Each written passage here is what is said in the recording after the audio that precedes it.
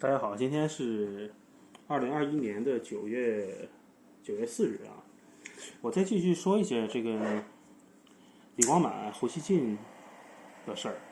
刚才听了老孙的一期节目，他说呢，这个谁呀、司马南呢也加入了这个讨论。我就上微博看了一下司马南的怎么说的。他基本上是站在李光满一端啊，这个也能想象到。这个我的看法，他们都是左派。李光满草根江湖中人，他的言辞一定要激烈，才能引起重视嘛。这也很好理解。像我们看这个油管和 Twitter 也是啊，不管他是左还是右，他只要言辞激烈，就能吸引眼球。反过来，你稍微理中客的呢，这个就不太受关注啊，点击量就少。然后这个胡锡进呢，就是左派中的建制派，或者是当权派，他肯定是想现有的格局不要打破呀。如果这场运动做大了，很可能就危及到他个人了，或者他整个这个利益相关者的这个利益了。然后李光满呢，他就是民粹派，或者说平民派。这个我在之前的一期节目有过我的判断。那中国现在缺的是什么？中国现在缺的是右派的声音，不是进步主义的，左派是进步主义的，是右派的保守主义的声音。说到这儿，我就想起来，我之前这个做过一个测试啊，讲这个政治上，就你的这个倾向性的一个测试。它对左右呢是这么分的，左右之分啊，社会建构主义对应本质主义，进步主义对应保守主义，国际主义对应民族主义，共产主义对应资本主义，规范主义对应放任主义，生态主义对应生产主义，革命主义对应改良主义。中国现在缺的是右的声音啊！刚才我说这个对应就是左跟右，中国现在缺乏右的声音。但是这个事情也很奇怪啊，毕竟李光满的文发在前，而且紧接着诸多官媒就纷纷转发了，然后胡锡进呢立即在这里面发表他的观点，相当于在定调，说这哥们儿李光满说的话过了。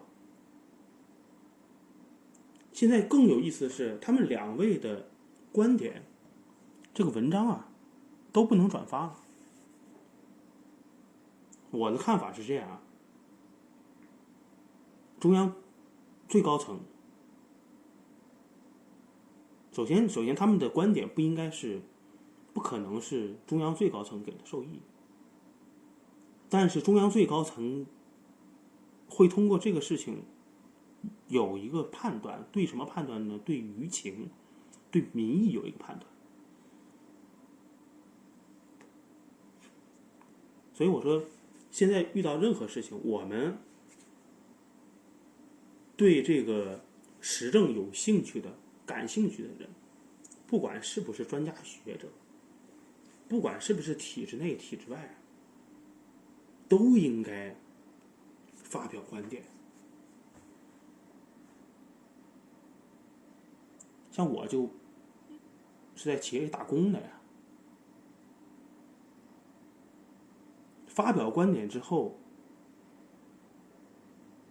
应该让决策层对民意有一个了解。你如果连说都不说，怎么能知道呢？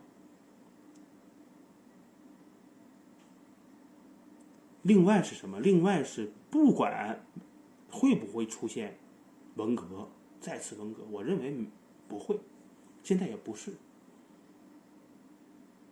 我们都需要表达出自己的立场、自己的看法。不表达、不说话更不对。另外，老孙他讲了，在刚才他的这个视频里，他说，他讲了一个他的这个有一个小老弟，是博士，20多岁，他说了一段话，老孙复述了一下，我听了之后呢，毛骨悚然。他说像这帮这个权贵啊，这帮像什么这个马云这样的所谓富豪啊，有一天就该他说就会挂在电线杆上。我一开始没太理解，老孙解释了一下，他说就是吊死了。但是我听他说挂在电线杆上，我第一反应形象的反应是什么呢？在老孙说之前，我想起来我小时候的一幕，就是我在街上玩，我是生在城里的，还是个2线城市，但那个时候是80年代末90年代初啊。有几个大人杀狗，就把那个狗挂在电线杆上，杀了之后皮剥了估计要吃狗肉。那个对我小时候，你想印象，这都多少年了？30多年了印象太深了。当时老孙说他这个小老弟这个博士讲说这帮人都会挂在电线杆上，我第一反应就是那个情景，所以我说毛骨悚然。看样子中国上下的矛盾太大了，大到能不能调和是个问号。但是希望我呢，还是希望能调和的，能改良的用保守的办法，多用法治的办法，用市场的办法。所以现在最大的矛盾是上与下的问题，不是左与右。中国这样，美国也这样。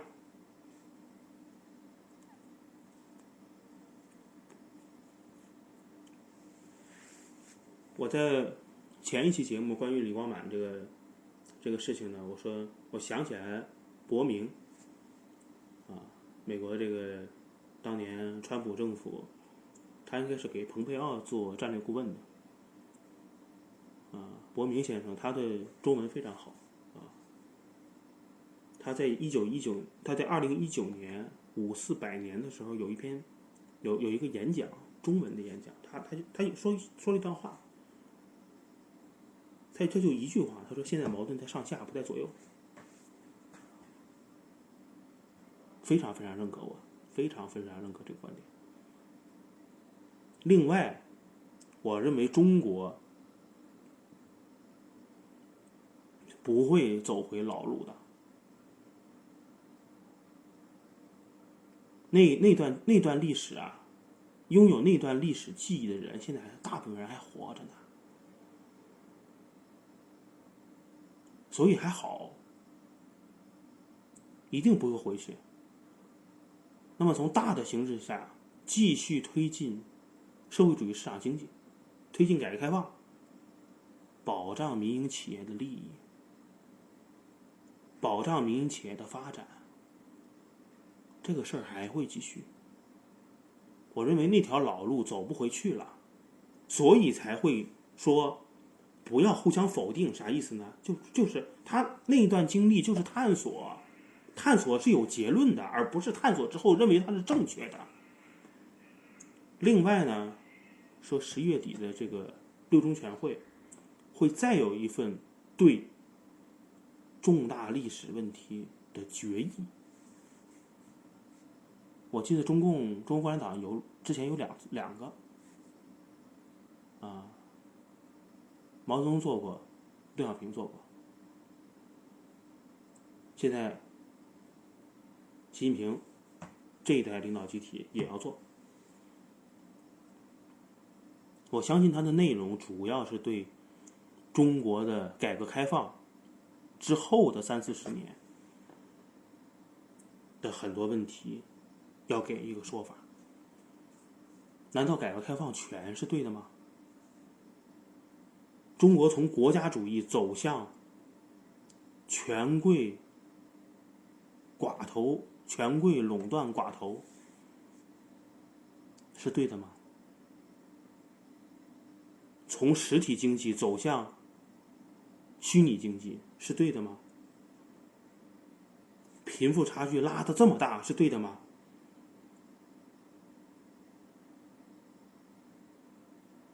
社会的